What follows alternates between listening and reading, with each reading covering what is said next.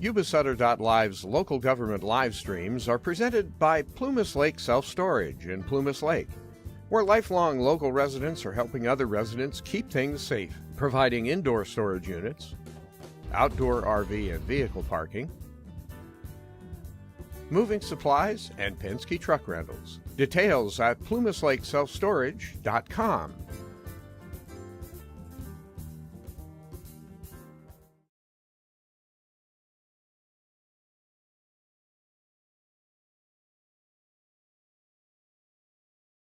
Or social media, we often encounter hate, slander, and violence toward those who think differently, believe differently, eat, speak, wear clothes differently. In this ever-increasingly polarized society, remind us of what you desire, what you want from us. That is to do justice, love kindness, and walk humbly with our God. We all have different backgrounds. Some grew up in different cultures, and we live in different neighborhoods and worship and pray differently. But once again, we are here because we love our city, we love our community, and we love our country, and we value our inalienable rights granted by the divine creator, that is life, liberty, and pursuit of happiness. Therefore, imbue in us the spirit of freedom and responsibility. Inspire our thoughts and hearts, enlighten our minds to be visionaries, to seek and advance the well-being of our families and our neighbors. As we come and open this meeting, we pray this in the name of Jesus Christ. Amen. Amen.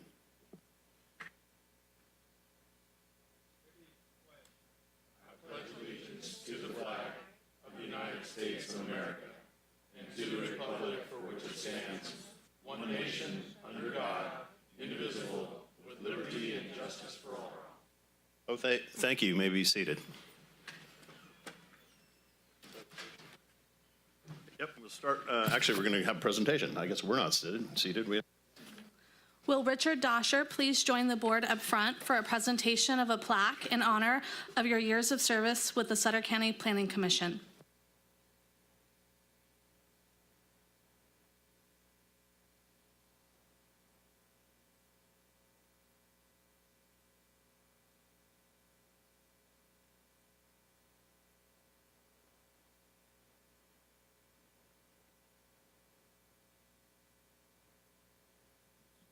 Test. Okay. Hi, Richard. This is a presentation from the Board of Supervisors. The Sutter County Board of Supervisors wishes to extend you the most sincere appreciation of your many years of service to the Sutter County Planning Commission. And I just want to add a sincere personal thank you to you, because it was over 10 years ago, I think we're at 11 years ago, that you and I talked about you being on the Planning Commission, and you faithfully served for that amount of time. I want to tell the audience that Mr. Dosher has served like just givingly the whole time he's been there. He serves fairly. Him and I never talk about items up front. We've never had a conversation once about what's coming up on the Planning Commission, or maybe once we did, but you know, over 11 years, he's been independent in his thinking, and it's just really proud of how you've handled it. So I want to sincerely say thank you to you. Do you have a few words you want to say? Sure. I'd like to thank you for the opportunity, members of the board, for your support. Neil's out there someplace that always helps me on our Wednesday nights, and all the county staff that's here the nights that we meet, IT and the support staff and whatnot. It makes it run so smoothly, and it's a pleasure to be able to serve the members of the county with the support that we have. Thank you very much. Thank you so much.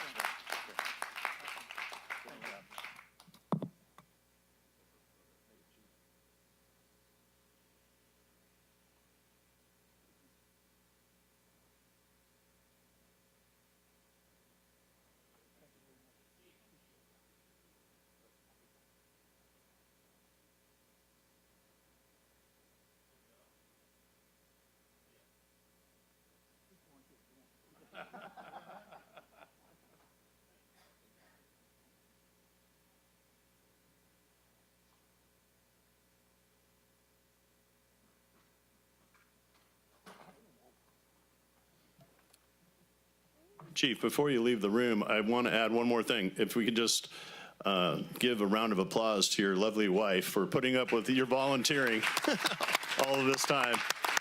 So our friend Kate Dosher, so thank you, Al, appreciate you. Okay, now we're moving on to the next item on the agenda. Before public comment, I would like to make a motion to table item 22 of the agenda. Second that motion. Okay. Can we have a roll call vote, please, Madam Clerk? Supervisor Boone? Supervisor Flores? Aye. Supervisor Ziegemeier? Before I vote on this, I want to speak on a few issues on this, and it's not so much the raise and so forth, but a few weeks ago, this pay raise was brought before by the grand jury, just like other things that the grand jury's brought before. This was not something that the supervisors asked, hey, bring this pay raise forward. So this was one of 3 steps. And the reason why myself, and I'm sure most of my colleagues voted yes on this, because it allowed us the next few weeks to dive into this more, get some community response, and look at our own budget. Over those last 2 weeks, the posts that have put out there, the attacking posts, have been absolutely incredible. Some of the posts are, you don't do anything for the county, you don't do enough, this is a part-time job. I want to assure you, if done correctly, this is anything but a part-time job. I serve on 18 committees, all right? 18. Now, I'm also a volunteer youth coach and a 4-H leader, and I serve on many other boards, along with my colleagues as well. I always have my phone on, even when I was at Disneyland the last 3 days. I would average between 5 and 10 phone calls a day, because that's what I wanted in a supervisor. I want a supervisor that's going to answer his phone when I call him. And I have a question and he doesn't know it, at least he'll find out what that answer is. We get calls throughout the evening, throughout the day. Last week I was lucky, or 2 weeks ago, I was at the World Ag Expo, and I'm thankful for the Tulare County Ag Commission office to allow me to participate in the meeting there in their office. While at the World Ag Expo, I was able to visit with other manufacturing companies that are from Sutter County and to see how things are going, because like I said, being a supervisor, we wear a lot of hats, and it's nice to get out and see what's going on. Even if we are 4 hours away from home, we still represent the county wherever we're at, regardless if we're here. So having the schedule that we have means we miss a lot of stuff. We miss a lot of volleyball games, baseball games, and so forth, but that's what we signed up for, that's what we ran for, because our intention was to help better this community. Once again, I've never once not taken a phone call, or when a meeting is asked, never been to that meeting. Yesterday, I had a clear schedule, but I had 3 meetings that I was called upon by constituents yesterday morning, made it back to my shop, and got to spend a few hours there yesterday. And every day this week, I'll spend a few hours there the rest of the week. I'm very fortunate to work for the company that I work for that allows me that time to answer my phone or to get away when a constituent needs something. It's very lucky. I'm not retired. I own 1 home. I don't own a vacation home. I'm not a wealthy individual. I work hard at what I do, and I love being a supervisor. I absolutely love serving. But what I believe moving forward with Sutter County, first of all, I think in order for electeds to really do and really consider pay raises, I believe it should go back to the people and have a people's group that comes together and figures out what those raises should be for all electeds. Matter of fact, I want to bring it before staff because we do have provisions for some electeds in the county to where they make at least 10 or 15% above their subordinate. I want to do away with that. I want to get back to where all electeds are on the same, not pay schedule, because that's not going to be there, but have a group of citizens decide while looking at the budget and working with the paperwork that is there that they need, and help decide what that raise should be. You tell me what I'm worth, all right? Because I'm never going to give you less than 110%. And I don't expect my colleagues to do the same. We're always going to be there no matter what, whether it's 11:30 at night because you're calling because there's an issue, or 1:30 in the morning because you're calling me to complain about a party that's going on. And I said, I'll call dispatch for you. That happens all the time. But like I said, that's what I signed up for, and that's how I'm programmed, is to, if you call me, I'm going to try to get you at a solution and find out what's going on. But there's a lot of other great things that as a supervisor that we work on that you don't get to see. And one of those things is while down at one of our CSAC conferences a few months ago, I was able to meet up with a company called Unified Fleet Services, which has the potential to save Sutter County over $1 million a year in our vehicles and our heavy equipment. That's $1 million a year. But it doesn't stop there. I also met at World Ag Expo with a culvert specialist that comes in and fixes culverts from the inside out. Concrete lining. This is something that we have, I think, over 1,200 culverts in this county that we have to get repaired. And they're very costly culverts. So we're always constantly working with FEMA and trying to get the approval of those and long inundated permits from the state. But like I said, this is all positive stuff because this has a chance to save us hundreds of thousands and millions of dollars. Working with anything from going from paper towels in all our buildings to going to air dryers with HEPA filters. That alone can save us $15,000 a year. But every bit counts, every bit, all right? We have a budget book that's online and in a book. In 6 years, I've been asked to hand deliver that budget book for someone to look through that budget book. And it is a public knowledge, that book, and we implore you to ask for it or go online and look for it, because maybe you have an idea that we don't have into looking in where there might be some cost savings.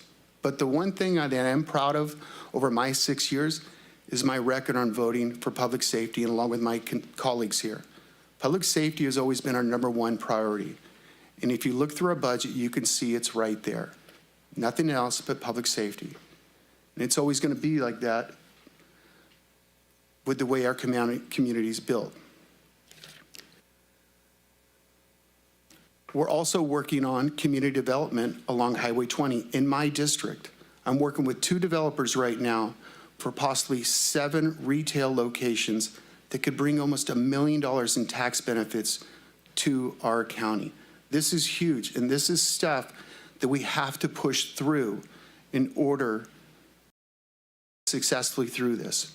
But we are crunching the numbers. Like I said, I don't pay a raise. I'm not worried about that. You know, you elected us. You're right. As elected officials, we knew what we were getting into this, and we serve at the will of you. So I believe all electeds should let the people decide what we're worth. You know, but I implore you to serve alongside us in the committees and the volunteer organizations that we serve in. Come out and give us a hand. And when you get on Facebook, just message me and say, hey, do you have time to come up and meet, because this is really bothering me over something? And I'll be happy to come meet with you. But I apologize, I don't like to debate on Facebook, but so just please reach out. Be happy to meet with you. I'm gonna vote along with my colleagues right here to table it. Like I said, I want to thank each and every one of you who did reach out and say, you know what, we support you guys in the job that you're doing. And that means the world to us. But like I said, look at everything that's put in, and we're here to help you and serve you, and nothing more. Thank you very much.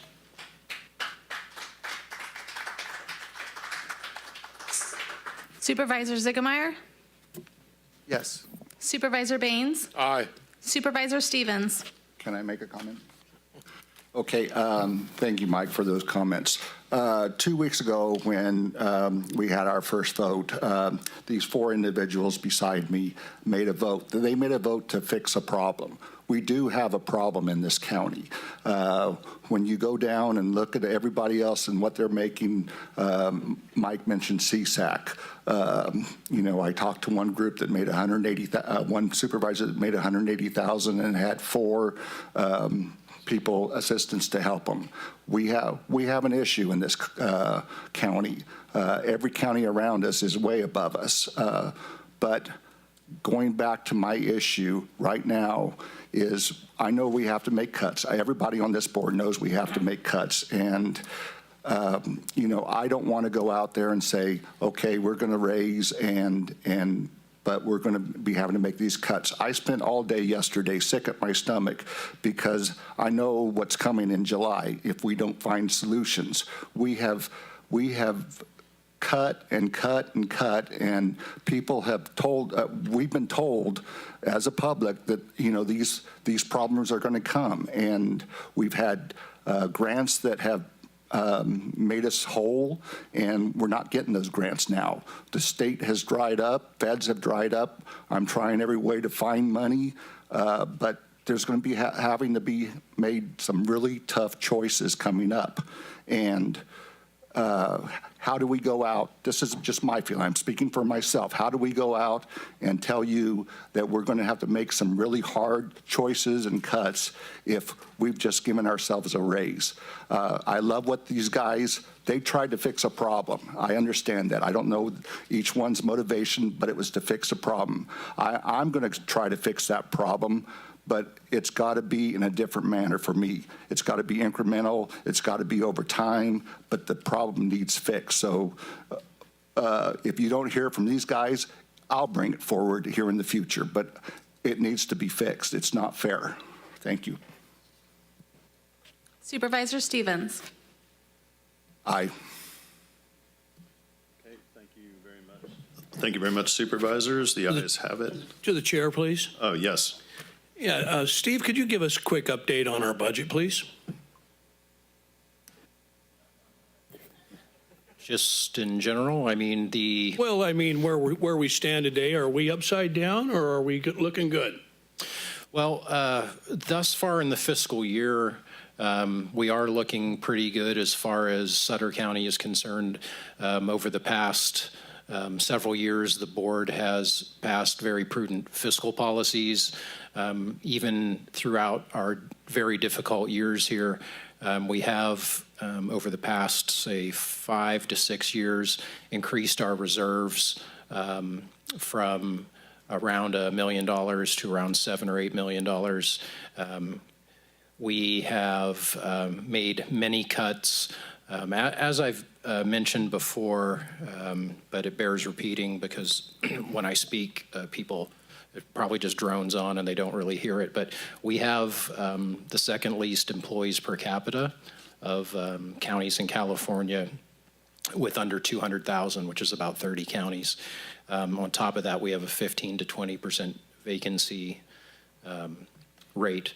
I will say that all the employees are working hard, but I want to especially point out that the managers, for the most part, when we're short-staffed, they end up making up a lot of the time for things. And I do think we're at the point where operations aren't as efficient as they could be because we have too few people. There is a saying, doing more with less, but at some point you do less with less. And you've all seen, just from my department alone, when you come in at 8 at night and we're still in there. Regardless, that isn't a complaint, but as far as this year, the cuts we made the last couple years have made a difference. And so this year, rolling forward into 24, 25, it looks a bit better than last year. I can't say that confidently yet because we have several financial transactions to make. So I think it's looking a little better, but after we get the May revise from the state, because we know there are a lot of cuts there, we're anticipating different impacts from the federal changes which could be very negative towards beneficiaries in Sutter County, whether that's through social services or other programs or even grant programs. So it's a little difficult to say, but as far as general fund, I think we're looking a little bit better than we were last year. Thank you, Steve. I really appreciate that. Our CAO, Steve Smith, and I'd like to give him a round of applause because I've been staying late to 8 o'clock at night. In fact, he asked me if I was keeping his hours or something because he's in there all the time, and I've been staying there. And I just want to thank, I really, really appreciate the service he's been giving us. He's there in the morning first thing, and if he's not last, I'm last. Sometimes we fight to see who goes out the door last. So that's just the way it's been. We're working our backs. I mean, we're working hard for you guys. I want you to know. And we've got, I have a good friend that's the top in the USDA loans and grant department. They brought down 5 of the top people from California, and we brought all the department heads in.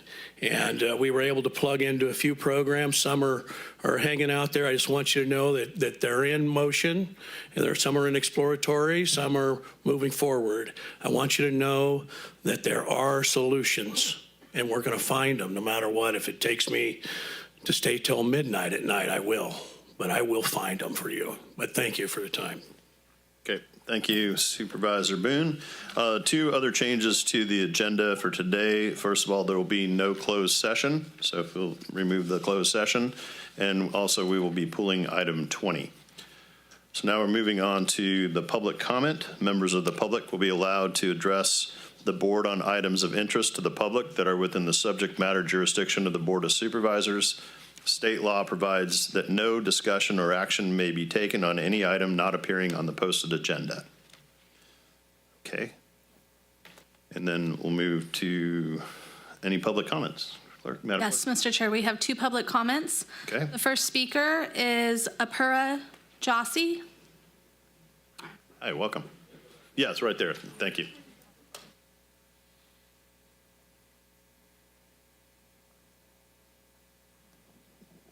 All right, are we on here? Yeah, you're on. Go for it. Thank you for your time, first of all. I'm here to discuss the off-leash dog park, which, as we know, is going to be shuttered because Caltrans is increasing the lease quite dramatically for a nonprofit. Now, I understand this body has nothing to do with that, but I was hoping that you would be able to advocate for us with Caltrans to perhaps change the lease or give us a month-to-month or anything like that, because it really is an important community thing that is rare. There's not a lot of off-leash dog parks in the area, and not only is it good for the health of the dogs, healthy dogs give healthy communities because they're calmer in the neighborhoods, but it's better for human beings too. And on a very personal level, I'm bipolar, and my dog is like my, kind of therapy dog, and he gets me out of the house to the dog park. And so every day I get the socialization that he gets with his little friends, and I have our little group. In light of your discussion on budget, it would seem ridiculous to ask the city to make a city dog park, but that would be optimal. So yeah, that's really it. Just hoping that if it comes across your desk in any way, if you could try to find a way to grease the wheels in our benefit, that'd be fantastic. So thank you. Appreciate your comments, and if you would reach out to a staff member, we'll follow up with you. Okay. All right, thank you so much. I All really right. appreciate your time. All right, thank you. Our next public speaker is Tony Farley. Walton Hyde Park, Tony Farley. The sheriff, 2 stars, the Cribbles, the Elastic Man right there, and Manny Carlos, the Manny, and Zachary Hamble, and Chief Alexander, the fire chief, and little Debbie Cadet right there, and the Marine Corps guy, and the heroic lawyer versus villain doctor. And Professor Steve Smith, electric car professor, right there. And Jeff Boone, the midnight supervisor, and Carmen Baines, the baddest guy ever, and Dan Forrest, jackass capital man of Marysville, yeah. That's what Dan Forrest says. And I actually call Marysville Little Sacramento, and Stephen Farmhouse, Jeff Stevens, the Pumpkin Pie in March. And Mike Zigmeyer, your speech is very awesome. I support you. As supervisor, you make, we make, you make. Don't throw a fit. The state facility makes 30 to 40 grand. That's decent, but don't raise the bill higher. Keep it at minimum. So I support you, Zigmeyer. Your speech is very inspiring. I support you, Zigmeyer, for your speech. And Sarah Earhart Rios, thank you, Sarah, for your service. And so as Tina Hessel, the new California lady, and Dr. Liu, and Jamie, the millennial. Thank you, millennial. Thank you for your service. Also, don't forget the Sacramento Bee guy, Macy's and Sacramento Bee, right there. And Caltrans Neil. Thank you for your service. Yeah.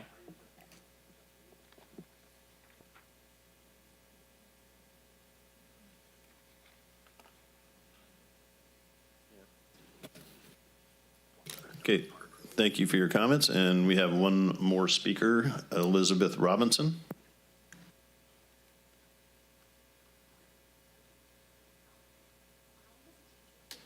Can you turn on the microphone? Okay, good afternoon. My name's Elizabeth Robinson. I taught school for 34 years. I'm retired now, and I got my first dog when I was 8. Now, then it went to 2, and now I have 4. And when I was working, I took them to the dog park after school and on the weekends. Now I'm retired, so we go in the morning. And I was not aware until I came here that about budgets and stuff like that. I've only been to a meeting that really was related to schools. And so this is all very new information. So just like the previous comment, I don't really expect I'm not here to expect anyone to be able to, or the city to be able to help at all, but I just thought I wanted to express my support for the dog park. And if anyone missed last week's paper, I brought it because one of my dogs made the front page. And this is Gucci, and then the other dog, well, I have 4, but my oldest was at the bottom, and this is Buddy. He's 13. Awesome. So anyway, and I have to say, the reporter that wrote the article did a wonderful job when she said park closure would be a loss for dogs and owners, because it's wonderful to come in the morning to walk and see the dogs socialize, and it's just been a positive part of my life, and I think of other people that also come. So. Oh, great. Thank you for your comments. Appreciate that very much. You have a famous dog now, too. That's even great. Okay, we are now moving on to the consent calendar. Are there any comments on consent? Through the chair? Yes. I'd like to move the consent calendar items 1 through 18, removing item 14. Second. Okay. We have a first and a second. Roll call vote, please. Excuse me, the consent calendar is items 1 through 16. Oh, 1 through 16. That's what I meant. 1 through 16, removing 14. Sorry about that. 1 through 16, removing 14 for discussion. Yes. Supervisor Boone? Aye. Supervisor Flores? Aye. Supervisor Zigmeyer? Aye. Supervisor Baines? Aye. Supervisor Stevens? Aye. Okay, if we can have the HR director.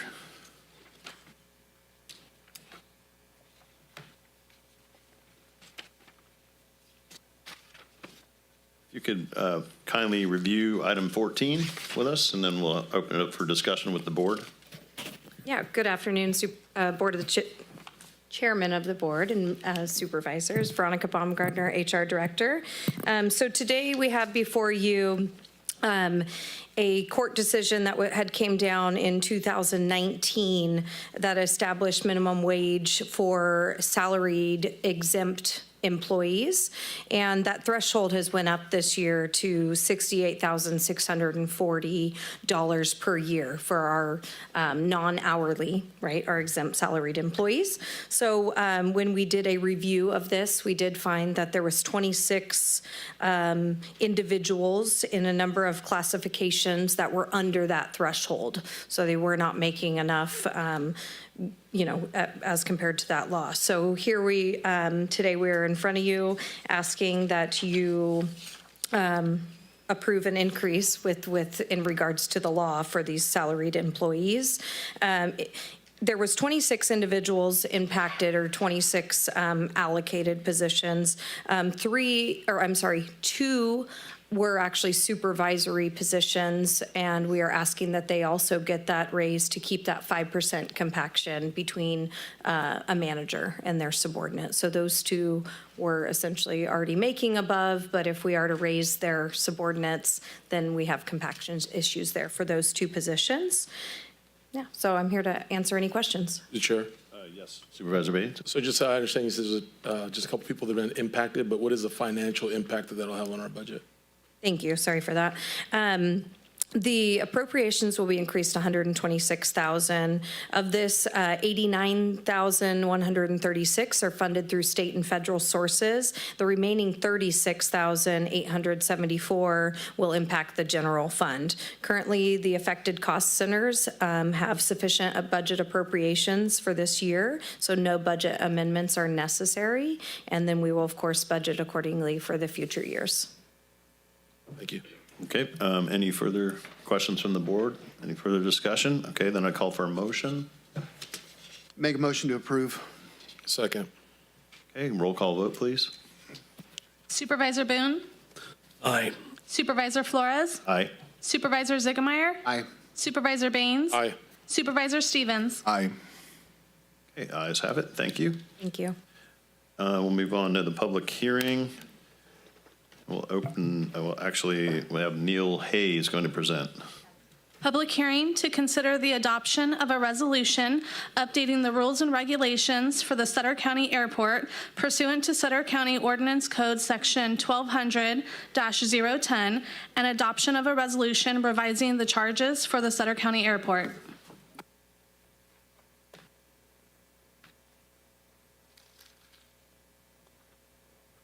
Good afternoon, Honorable Chair and Supervisors. So this matter is just an update to the existing airport rules, which are part of the county's ordinance code. They were last updated in 2011. As you may be aware, the airport is operated by the Sutter Buttes Regional Aviation Association through a 10-year agreement with the county that your board recently approved and kind of re-upped. So in conversations with them, I attend the monthly meetings of their organization. They wanted to introduce some changes and kind of updates to the rules. The primary change, if you've kind of looked through the document, and I can maybe scroll through it because we did track changes.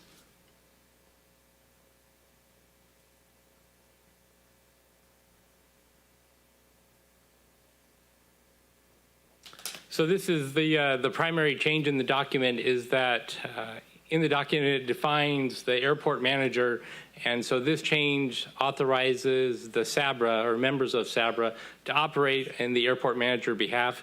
The primary reason through this, if you're to read through the full document, is that they have some tenants that are behind on payment of their rent, and so they want to be able to enforce essentially the laws of the state in order to be able to kind of recoup the unpaid rent from tenants and kind of encourage them to remain current. Otherwise, there are some other minor changes and clarifications as to the gates and how they're operated at the airport. There's a gate that's at the north end that primarily just stays closed, and then there's a main business gate at the main entry into the airport. And so we were looking to clarify how that would be operated. Finally, the only other part is setting of charges. So every year the SABRA does a survey of the rents of the relative hangar rates and even the tie-down rates for the airport. And so we wanted to update them. Your board is the only authorized entity to set those rates. And so this would become an annual kind of resolution in order to update the fees at the airport. I can scroll to that attachment. It's essentially about a 2.5% increase, which is in line with inflation.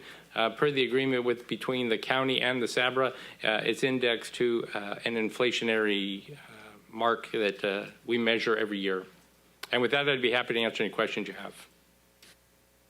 Okay, thank you, Neil. We're going to actually open it up for public hearing.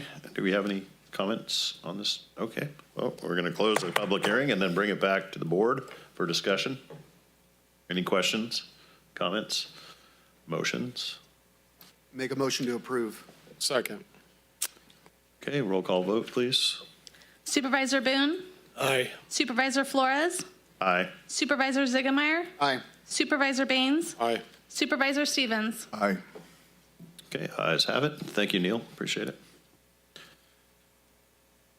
Okay, then now we're going to move on to item 18, and Neil stays up, and we have, if you. Clerk, Public hearing to consider the adoption of a resolution revising the fee schedules for the Development Services Department to include fees for the Building Division, Fire Marshal inspections effective April 1, 2025. Yes, so with this matter, previously Chief Shalowitz, the Fire Services Manager, provided the role of Fire Chief and Fire Marshal in the county. With his retirement, the county has fire chief services, but needed fire marshal services. So my department hired an extra help, retired annuitant to perform those services a couple days a week. Consequently, my department did not have the fee schedule set by resolution to be able to seek reimbursement for the services that we provide. So utilizing the staff labor rates that are prepared by my department and then reviewed by the auditor controller every year, we took into account the typical types of hours that are included in the fee schedule, which is, if we scroll.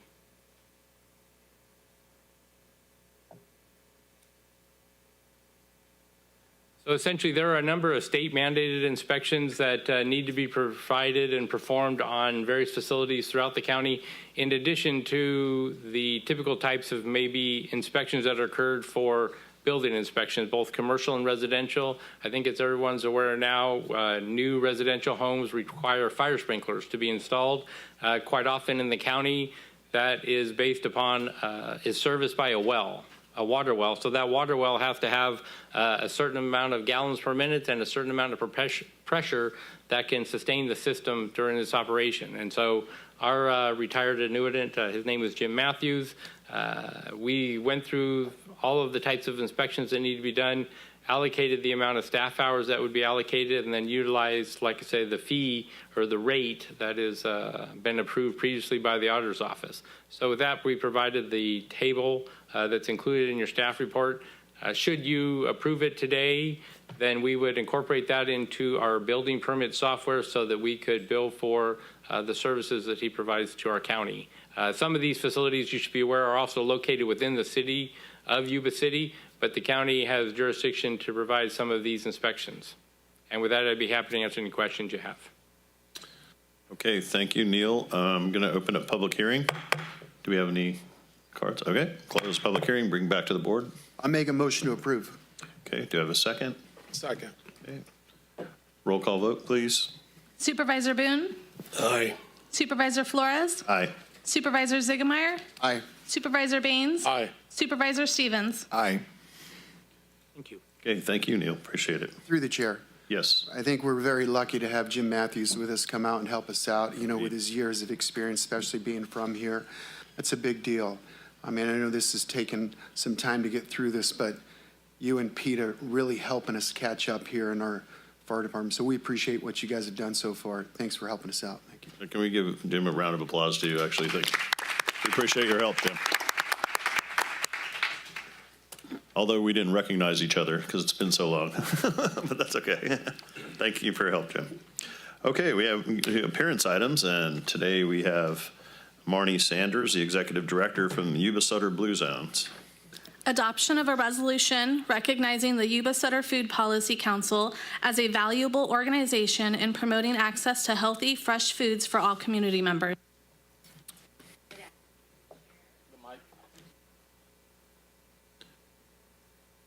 Good afternoon, Chair and Supervisors. Thanks for the opportunity to come speak to you today. I'm here to discuss our Food Policy Council. So as you all know, our region that we get to call home is a rich agricultural community. We have many farmers with global markets. We have a lot of small farmers here producing wine, grapes, produce, dairy. We're just really rich in diversity, and there's a lot of skills and tradition that come to bear in this community to create this vibrant foods farm economy here in Yuba-Sutter. Our community possesses many attributes that embody a strong and vibrant food system, such as infrastructure like cold storage, processing facilities, distribution networks. We also have a few farmers markets. We could use a few more. We have food trucks and locally owned businesses that showcase a lot of our local produce, and really just highlighting, again, that rich culture that we have in the community. But there's still room for improvement to really enhance our effectiveness and build a stronger and more sustainable food system for the Yuba-Sutter community. And wouldn't it be great if we could see more of our locally grown produce in our schools and other institutions like our hospitals, and to see more of those locally grown products in our restaurants and our grocery stores. And that is part of why this Food Policy Council has been created, and why Blue Zones has been part of it, because we're here to help bridge this gap and create a healthier and stronger community and more well-being in our community. So in June of 2023, we brought together a group of passionate community members to address this food systems work. Over the course of the last 18 months, this group has met to develop the strategic plan, the mission, and the vision. This work was facilitated by a national food policy, food systems expert. She's worked in hundreds of communities across the nation. So we were really led with this expertise, along with a committee or a council of folks that are really knowledgeable and skillful. We have some of them in the room today. And so with all of that input, we were able to create this strategic plan. And so we can go ahead and move.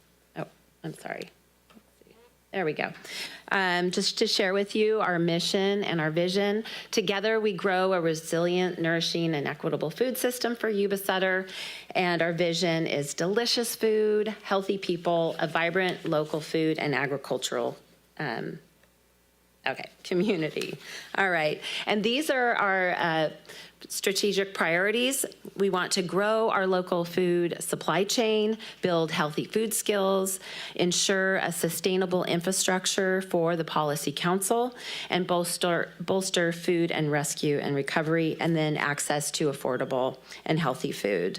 So again, with growing our local food supply chain, it's making that connection between our growers and our eaters, and bringing more of those commodities into our grocery stores, our restaurants, and institutions. Building healthy food skills.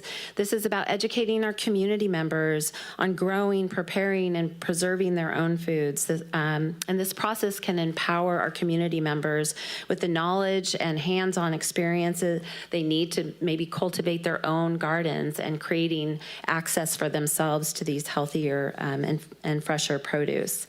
And overall, this is going to contribute to our community's own self-sufficiency and access to health and better well-being. And then ensuring a sustainable infrastructure. This is creating a solid operational foundation with a Food Policy Council. And then bolstering food and rescue recovery. This has been a long conversation for quite a while. We're working alongside our partners. The Yuba-Sutter Food Bank is really taking the lead on this effort, and we really want to give them all of the accolades for the work that they're doing. But we want to come alongside them and really help to leverage the work that they're doing. And then increasing access to affordable and healthy foods. I mean, this is something that we have a lot of organizations in our community. Our food bank, our food pantries, and other organizations that are addressing food insecurity in our communities. And we all know that we're feeling it in the grocery stores, increasing bills, and it's really having a deep impact on many people in the community. And it's having a deep impact on our food bank as well, because the need is greater and greater. So again, the work that we want to accomplish with the Food Policy Council is really to come alongside of our partners and to help them to achieve their goals and bring more access to affordable and healthy foods. So we are now in the process of moving into our action planning. In fact, we have another council meeting tomorrow where we're developing action items for each of these strategic priorities. And I don't know if you can see this, but these are our council members. And I will leave, can I just leave these with you? I just have a few copies of the strategic plan. If you want to take a look at that at your leisure later, you're welcome to. And I would certainly invite a supervisor to serve on the council if they would like to. We'd love to have you. But we have representation from nonprofits, health organizations, public health, and then of course our farmers. So as I wrap up, I just want to emphasize again our vision for our food system in Yuba-Sutter. The Food Policy Council endeavors to build a sustainable food system where our locally grown produce becomes the cornerstone of our schools, institutions, grocery stores, and our restaurants. We envision a community where there are farmers markets and they're accessible and they're affordable for all. We imagine a community where individuals are empowered to eat healthier and able to grow their own foods, and they're empowered with those healthy food skills. We imagine a community where the fresh vegetables that students are eating on their lunch tray and the fruits that are in the hospital cafeteria and the ingredients in our dishes and our local restaurants are all from just a few miles away. So, and this isn't just about the convenience, it's really about creating that community that can thrive together. So, and with that, I'll cut it short. I know I'm kind of going a little long, but we wanted to come in front of the board today and just to request your support of the Food Policy Council and acknowledge its impact and its ability to really amplify the work that's already being done in this community in many beautiful ways. But again, we just want to come alongside and leverage some of the great work that's already being done. So that is it for my presentation. If you have any questions, I'd be happy to answer them. Great presentation. Thank you, Marnie. First of all, do we have any public comment on this issue? Okay, then I'll bring it back to the board for any questions or comments. So through the chair. Yes, sir. I just want to thank you for the presentation, morning, and interested in serving on that council. Maybe we could talk offline. Great, wonderful. Would love to have you, Carm. Thank you. Okay, any other questions? Okay, then I'll call for a motion for support. Move to approve or support. I'll second. Okay, roll call vote. Supervisor Boone?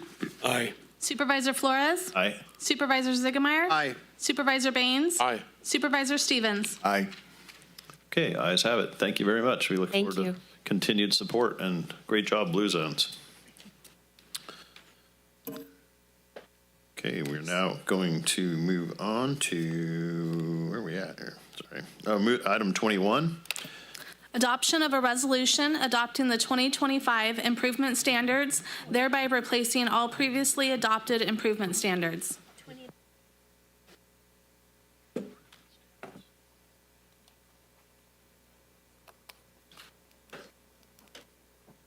Good afternoon, Chair and Supervisors. So this matter is an update to my department's improvement standards that date back to 1999, is when most of the details were originally created. There was an update in January of 2006, and then the current version. Now, the A lot of this came about because of the Lakeside to Sutter Point development. That project is utilizing what would be considered more of urban design standards because of curbs, gutters, sidewalks, all the utility infrastructure that's going in place, as well as the landscaping, the sound walls, the street lights. So with that, we enlisted the services of our plan check consultant to develop the specifications and the plans so that we could help future phases of the development within the Sutter Point specific plan be more consistent. As well, we've included in our details, which have been online for about 6 months, and they've been circulated with all the local engineering firms, and we received no substantial comments. But it will allow development that occurs in the rural part of the county to utilize existing grassy swales, drainage ditches, because that's the type of infrastructure that we have in those areas, especially when we're having the type of infill development. So it'd be unreasonable to expect curb, gutter, sidewalk, and that just raises the cost of development and can make it challenges. It also creates a lot more drainage runoff that the county then has to address. So with that, we brought this matter before your board in order to have a resolution adopted so that we could begin to implement these standards on new development as it goes through the county. They are quite substantial, and they're essentially a new set of standards that we will be, I expect will come before your board on regular intervals to provide updates, changes, revisions that we want to kind of enhance or feedback they receive. The specifications that are included with the plans have a provision that there can be variances either at the director level or through your board. So that's something as a way that if we find that the standards are too onerous or maybe don't fit a circumstance, then we can look at those on a case-by-case basis. With that, I'd be happy to answer any questions you have. Through the chair? Yes. Move to approve staff's recommendation. Okay. We have open discussion. Go ahead, Supervisor Stevens. Neil, as you know, I was at the committee meeting where you brought this forward, and as I thought about it, you showed us the book of the way it was, our existing book now, and the new book is like the old book is this way, and the new book is like this way. My concern is, are we making it too difficult to develop in Sutter County? And I want to be friendly, and maybe it just spells out the codes better. I don't know. I'd like to get your feedback on this. Is it something that is going to be difficult for the new developers to live up to, or? So actually our intent with these standards is to provide more clarity and make it much actually simpler for landowners, developers, to even contractors to know what they need to do. So currently we have about 86 pages of details. We're going to about 225 pages. So that seems like a whole lot. But part of that reason is that our current standards incorporate what's needed maybe for development out in the rural part of the county, but they do not include what needs to be done if you're putting in a brand new subdivision. And what we don't want to have happen is, and there's a potential for this, is that after the Lakeside development, or if as Lakeside gets going, another developer came in and they said, we want to start building, they could go and pick a different curb, gutter, and sidewalk. And they could pick different street lights, and they could propose all kinds of different things, and so we wouldn't have the continuity that from a public works infrastructure standpoint, maintenance, operations is going to be very helpful if we have a lot of consistency.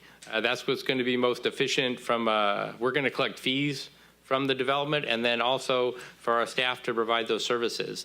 And like I say, I mean, there is a provision that, we will revisit and look at the standards, and people can bring them up, but as far as, like I say, rural development, the infill type of development, it doesn't really change, some of those things. It does help clarify, for example, in the storm drain section, it clarifies the design storms so that the amount of runoff that's generated from a piece of property that gets impervious area, whether it's rooftops or paving or concrete, then that is more in line with how the county's existing storm drain system is sized.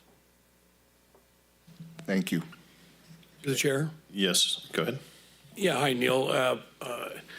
With respect to your design, is this something that's going to affect the new area, South Sutter Point? So most definitely, this is going to create consistency of the development at South Sutter Point. So, the current project is intended to be 3,900 units over a period of time. The actual build out of the specific plan is 17,500. And so this is going to provide for the streets, the curbs, the gutters, the sidewalk, the street lights, the sound walls, the landscaping to look a lot more consistent so that there will only be signs telling you maybe you're going into a different subdivision, but everything else looks the same. I see. So more uniformity basically in that same development, and that's what we're looking for, even though we have different developers there. Yes, we want it all to look like it's in Sutter County. I make a motion to accept. Thank you. We already had a motion by Supervisor Baines and a second by Ziegemeier, so we'll go ahead and proceed with the roll call vote, please. Supervisor Boone? Aye. Supervisor Flores? Aye. Supervisor Ziegemeier? Supervisor Baines? Aye. Supervisor Stevens? Aye. Thank you. Ayes have it. Thank you, Neil. Okay, we'll move up into item number 23, follow-up reports and announcements. Start with CAO Steve Smith. Through the chair. Yes. I just want to make sure, because I still see some in the audience that maybe wanted to speak about the item that we had pulled. Item number, what was that? The dog park? No. I'm sorry, not the dog park, but the No. gate opening? Yeah. But everyone's, Sure, we can allow that. We just need to, can you grab some yellow cards? Because we didn't have any yellow cards, Supervisor Ziegemeier. That's why we didn't call them. Otherwise, everyone's welcome. okay. Oh, okay. So we have some pink cards. So we can allow that. So let's do it. If you'd like to speak on the dog park, go ahead and call the speakers. Or sorry, not the dog park. He confused me. Sorry. The pathway. Pathway. Yeah. We have 5 public speakers. The first speaker is Michael Stevenson.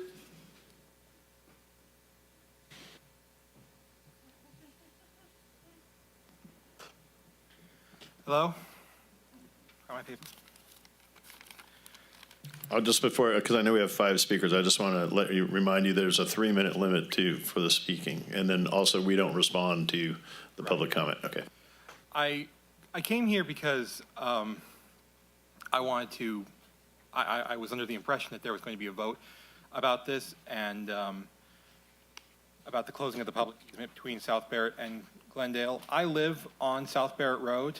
I use that pathway every week, sometimes multiple times a week. And so does my family. My mom uses it all the time. That's how we get around.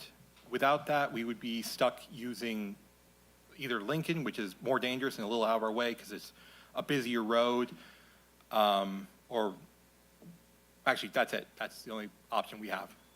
Or we have to take a car, which is traffic, and gas prices are high these days, and I understand the concerns about it. I'm not trying to say it's not a real concern, but it's definitely not only used for bad. It's used for a lot of good, and I'm one of the people who uses it, and I just wanted to urge you not to close it. Thank you. Thank you for your comments. Next speaker. Our next public speaker is Kathy Goman.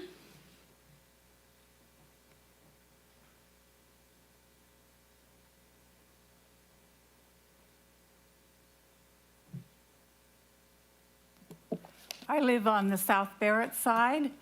It is definitely convenient to get from South Barrett over to Glenwood and Richland Road. If you can't go through there, you have the option of walking down Highway 99. So from a public safety standpoint, that doesn't seem like a very good option. It's well kept. I have photos on my phone if anybody's interested to see whether this is a dark alley or a well-kept green space. I've seen school kids walking down there and using that access. Maybe once a month I've seen someone who looks like they might be homeless or a transient walk down my street, which is the main way into that walkway. So it's not, to my observations, it's not very important. And if you close it off, the mischief makers will climb the fence or cut the wire or whatever, and you will have more of a problem than you have by having it be open to the public. So that's my opinion, that it's very convenient for those of us who live in the area. And I, speaking to neighbors, have not heard of very many incidents of having a problem. Thank you. Okay, thank you for your comments. Our next public speaker is Jolene Williams.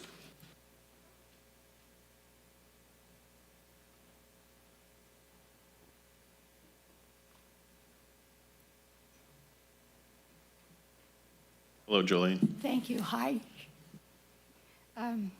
I have lived next to the pathway linking Glenwood Drive and South Barrett Road since 1983.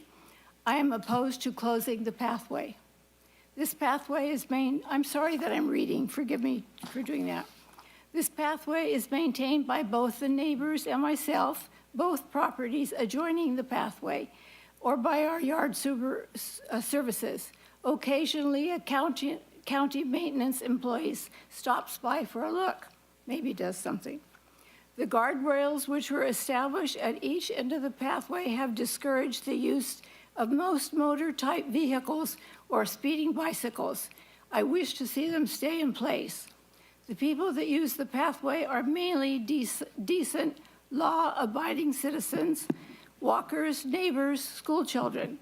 If the Board of Supervisors decides to close the pathway, it will then be up to the county to maintain the site on a regular basis, providing continual and proper upkeep. Thank you. Thank you for your comments. Also, my next door neighbor had to go to the airport to pick someone from out of town up, and she isn't here. Coral Pisalia. May I read her statement as well? You have some remaining time. Does she have remaining time? Yes, I'll read it. I'll do my best then. Okay. I have lived in my home located at 700 Glenwood Drive next to the bike path since 1978. The bike path has been used consistently by walkers, bikers, students, joggers, and on. Occasionally a vandal comes by that affected one or two of our residents on the street, including myself, in the last 45 years or so. Together, my neighbor and I have maintained this area since we moved into our houses in the late 70s. After several years of maintaining, we did request that Public Works maintain the area. We were sure that the county would do their part. They made approximately 3 visits with Sutter County inmates who picked up trash and swept. Public Works assistance was very short-lived and inconsistent. Since that time, we have paid our yard services for many years to maintain the property so that it does not detract from our properties. I even proposed to purchase the pathway, but was told that I couldn't do that due to a utility easement. So yes, there have been lots of challenges. I'm going to have to ask you to finish up. Sorry, the time just ran out. All right, well, okay, maybe. Thank you for your comments. Thank you. Our next public speaker is Lloyd Layton. I think you did, yeah. Our next public speaker is Claudia.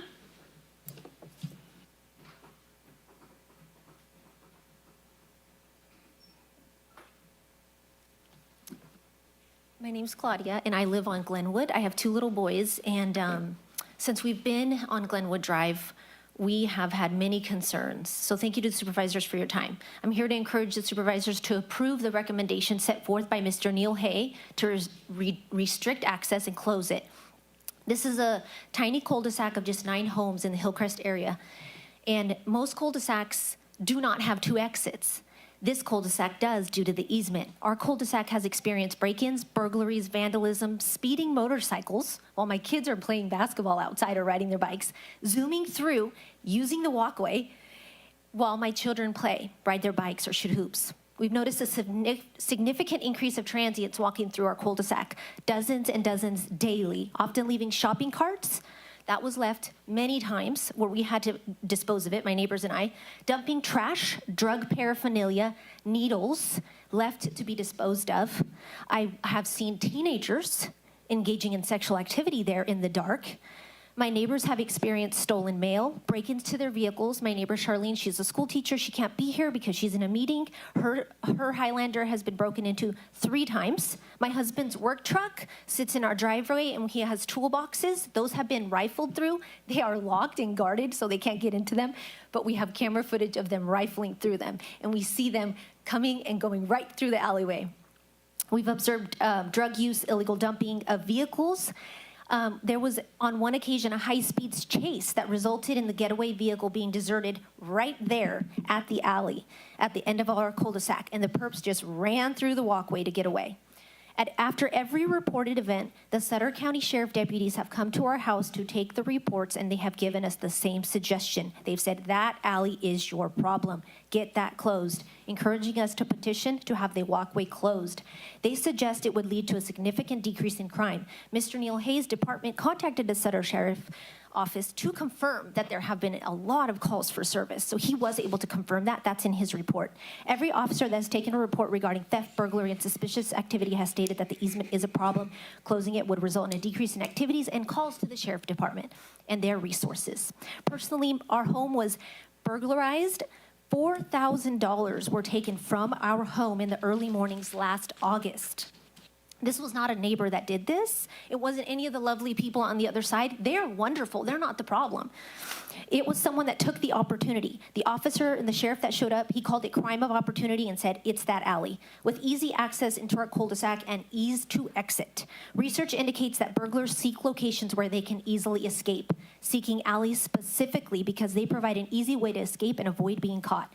This walkway provides both. We believe we're easy targets, sitting ducks, making our street and the surrounding areas vulnerable. So I walk daily, I exercise daily, I get that. It's wonderful to have a lovely place to walk, but I would also remind everyone that they have a really nice area to walk on their side. And another shortcut is Jones Road. Jones Road is really nice. It's over by the Racket Club. That's a perfect way to walk too.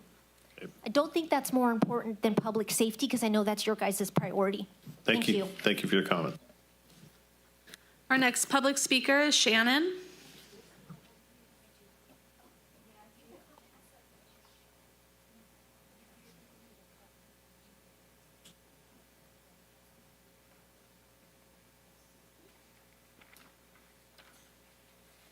Hi, good afternoon. My name is Shannon.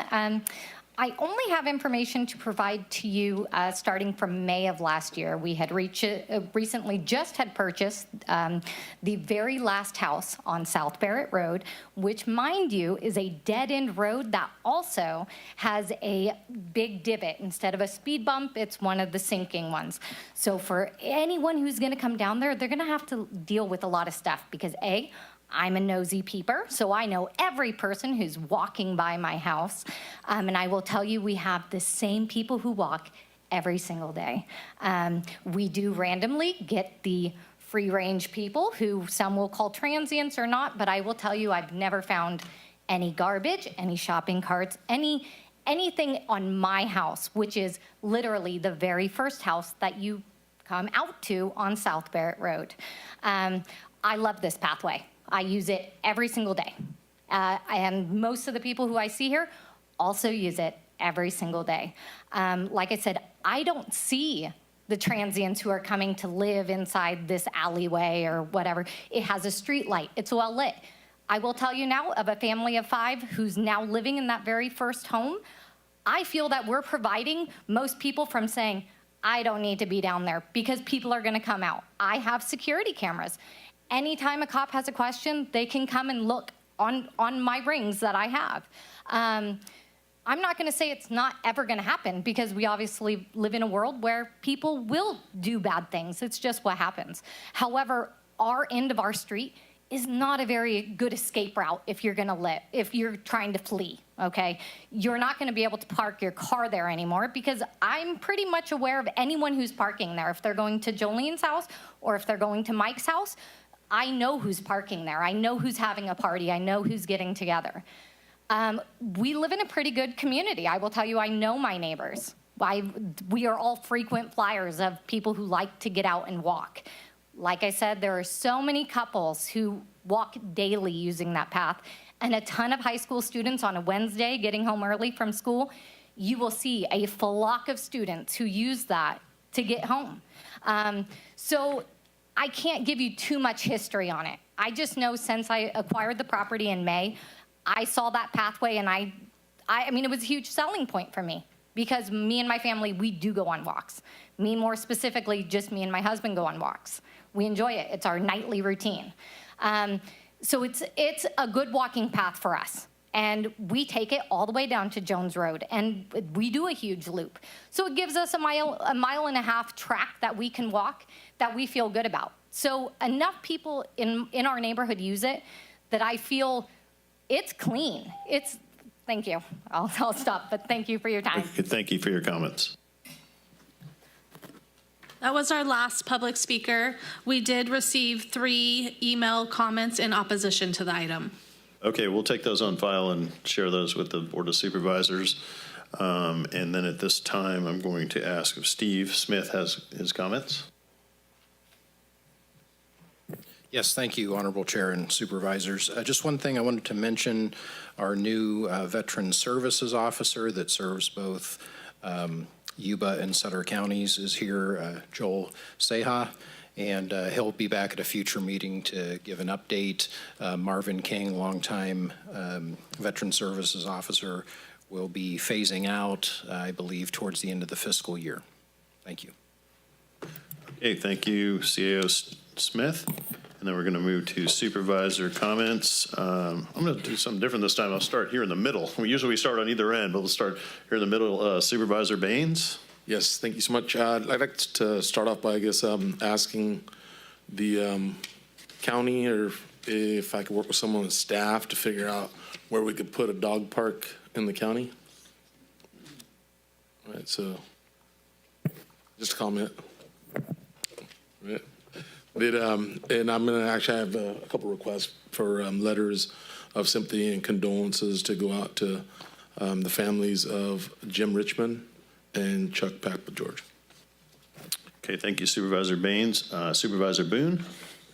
Yes, actually, I've got a couple of items today. On February 19th, we met with Butte County Supervisors Connolly and Kimmelshoe to discuss the Oroville Dam DWR's pending license renewal with the Federal Energy Regulatory Commission, also known as FERC. Since 2006, DWR has operated the Oroville Dam under annual extensions, while objections from both Sutter and Butte counties seeking accountability for our damages, flood protection, and levee fortification costs remain unanswered. After 18 years of this inaction, FERC must properly address these concerns. Today, I'm seeking the board consensus on the following matters to ensure Sutter County's interests are protected. 1, that we direct staff to provide monthly reports to the Board of Supervisors on the status of the FERC project. 2, that we agree to work collaboratively with Butte County to force FERC to address our concerns. And 3, that we direct staff to contact the attorney who filed the first objection on our behalf and ask that he come to a future board meeting to provide a status on that matter. And then we've got fourth and last, we want to direct the staff to contact an expert who worked with Butte County to calculate the damages and bring our agreement back to the board so we can hire that individual to prepare our similar calculation for Sutter County. I've got a couple of more. I'll continue.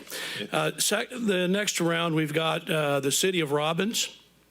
On February 5th, we arranged a meeting with county staff with USDA Rural Development to discuss grant opportunities that were available to Sutter County. On such opportunity involved a waste treatment facility in Robbins, which could provide funding for the significant improvements to their facility. I'm seeking a consensus from the board to direct staff to work with the USDA to pursue funding opportunities for the Robbins wastewater facility improvements. So I'm seeking board consensus on the following matters: that we direct staff to provide a monthly report to Board of Supervisors on this status of the Robbins wastewater project.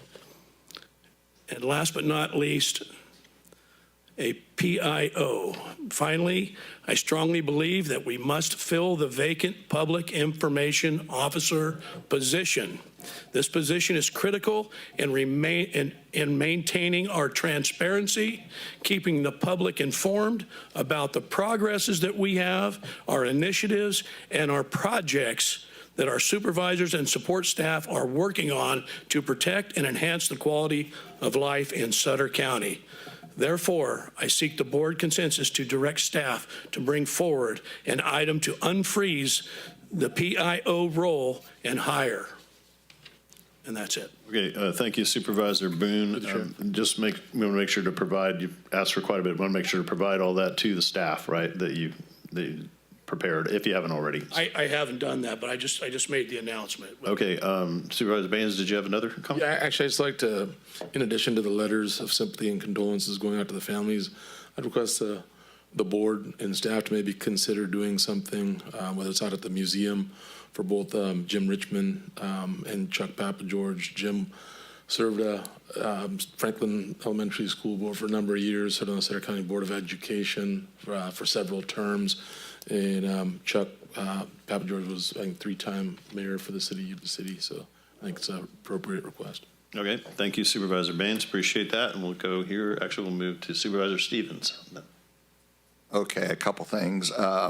One is the audience out there about South Barrett. This is in my district, and I'm going to be coming out, talking to neighbors.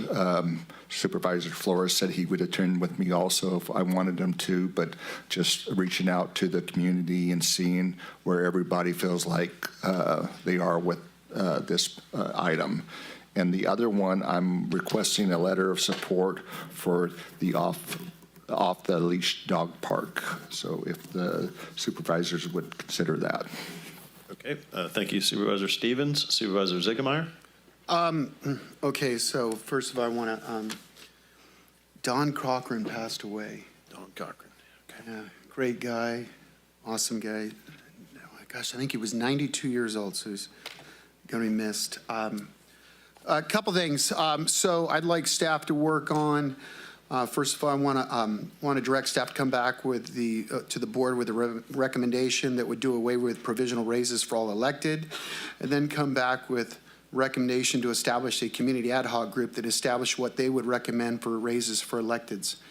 It's going to be the fairest way, in my opinion. Third of all, a lot of great sports out there still. It's playoff basketball still, so get out there and root for your high school teams. It's travel volleyball season still, and travel basketball season still, and baseball season, so get out there. A lot of great sports going on. And so just get out there. And you know what? I never thanked my wife in the speech I was talking about earlier, because none of us could do this without our wives and our family's support. I mean, I'm serious. They put up with a lot. And I love my wife and family to death. They have to bear the brunt of everything. We don't have a PIO. We don't have an assistant. We had all those things, but we cut them, so we do all those as well. We wear the economic development hat, and like I said, it puts a lot of stress on our families. And I'm lucky, we're all lucky to have the amazing wives and families that we have that support us in our roles. But thank you. I hope you all have a great week and be safe. Okay, thank you, Supervisor Ziegemeier. I'd like to add that we close in memory of Octavio Landa, who's the founder of Landa Glass, who passed away last week. If we can please close in his memory. And also announcement, we're all participating, I believe, in the Buckeye Parade that is this weekend, Saturday at 10 o'clock. So hopefully you all can come out and join us in a parade. So are there any other comments? I got through the chair. I got one more comment. yeah. Can I please be added to Jim Richmond's? I met Jim when I think I was 19 years old. I met Jim. And gosh, man, that guy was hilarious. Just awesome to be around with. He was funny. He was a friend to everyone, would make you laugh, had great jokes, funny, corny jokes, but he was funny. I personally never seen him get upset. All right. I always seen him. He could always laugh stuff off and just very easygoing, but always. Yes, you will be added. Thank really you. Great guy. Thank you. Okay, could I have a motion? So moved. Okay. Oh, sorry. Oh, I'm sorry. Go ahead. Chair, would that have We'll vote right after. Did you need to make a comment? I wanted to ensure the direction to staff that was given by supervisors, is that being included in this vote to approve? It is, yeah. Thank you. Okay. And so that is being included, so we understand that? Okay, great. So we had a motion and a second. Supervisor Boone? Aye. Supervisor Flores? Aye. Supervisor Ziegemeier? Aye. Supervisor Baines? Aye. Supervisor Stevens? Aye. Okay, the meeting is now adjourned. Thank you, everybody.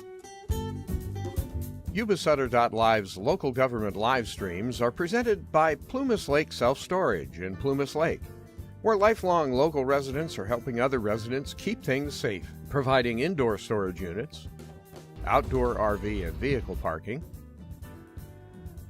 moving supplies, and Penske truck rentals. Details at plumaslakeselfstorage.com.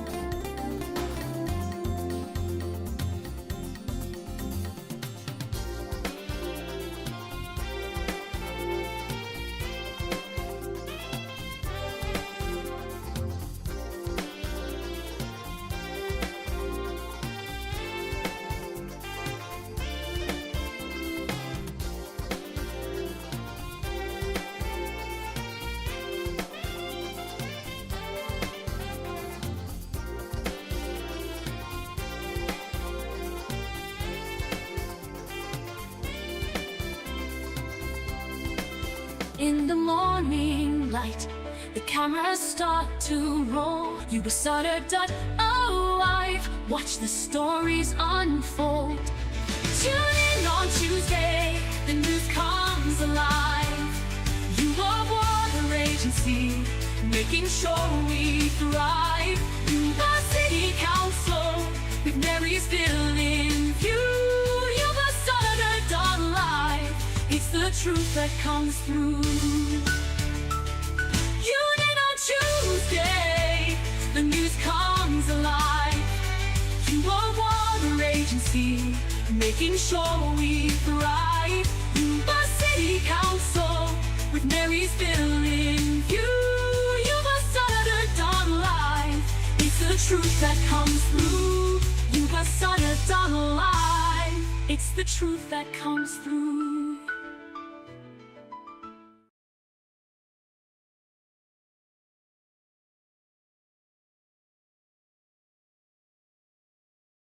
Yuba-Sutter.live, it's the truth that comes through.